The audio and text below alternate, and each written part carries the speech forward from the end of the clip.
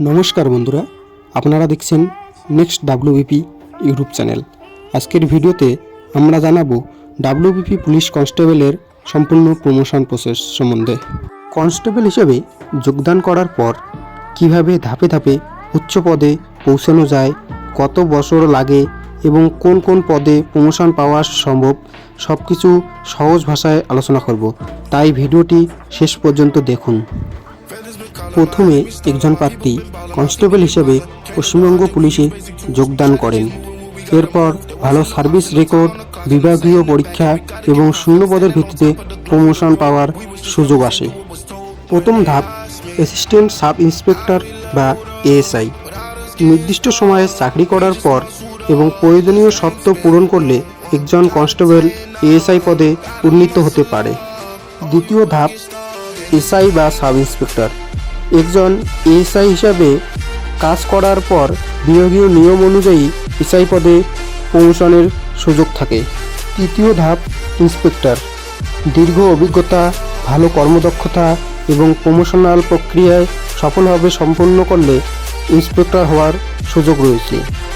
সর্বশেষ ধাপ হলো ডেপুটি সুপারিনটেনডেন্ট অফ পুলিশ বা ডিএসপি।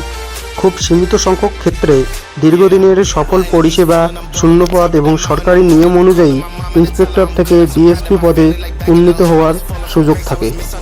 একটা কোশ্চেন সবার মনে থাকে যে প্রমোশন কিসের উপর নির্ভর করে। প্রমোশন চাকরির অভিজ্ঞতা বা ইয়ার অফ সার্ভিস, বিভাগীয় পরীক্ষা, অ্যানুয়াল পারফরমেন্স রিপোর্ট, শৃঙ্খলা এবং সার্ভিস রেকর্ড, শূন্যপদ ও সরকার চালিত নিয়ম প্রভৃতির উপর নির্ভর করে। শুধু চাকরিতে যোগ দিলেই দ্রুত প্রমোশন নিশ্চিত নয়। ভালো পারফরমেন্স এবং ধারাবাহিক সৎ পরিষেবা অত্যন্ত গুরুত্বপূর্ণ। অনেকেই মনে করে কনস্টেবল পদে যোগ দিলে ভবিষ্যতে আর এগোনোর সুযোগ নেই, কিন্তু বাস্তবে নিয়ম মেনে এবং ভালো সার্ভিস রেকর্ড বজায় রাখলে ধাপে ধাপে উচ্চ পদে উন্নীত হওয়ার সুযোগ রয়েছে। তবে মনে রাখবেন, প্রমোশনের সময়সীমা সবার ক্ষেত্রে এক নয়। এটি সম্পূর্ণ শূন্যপদ, সরকারি নীতি এবং বিভাগীয় নিয়মের উপর নির্ভর করে। ভিডিওটি যদি ভালো লাগে তাহলে একটি লাইক করুন, বন্ধুদের সঙ্গে শেয়ার করুন এবং নেক্সট ডাব্লিউবিপি চ্যানেলটি সাবস্ক্রাইব করে পাশে থাকা বেল আইকনটি অন করে রাখুন। ধন্যবাদ সবাইকে।